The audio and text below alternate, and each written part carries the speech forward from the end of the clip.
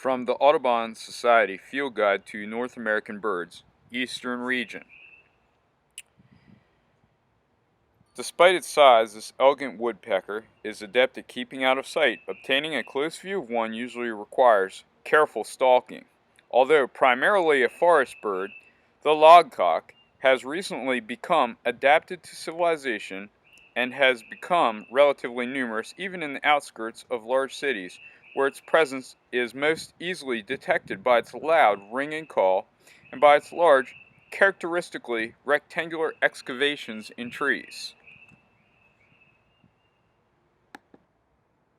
The pileated woodpecker grows to 17 inches in size, is black with white neck stripes, conspicuous white wing linings, and a prominent red crest. It lays 4 eggs in the spring and breeds from southern Canada to the Gulf states.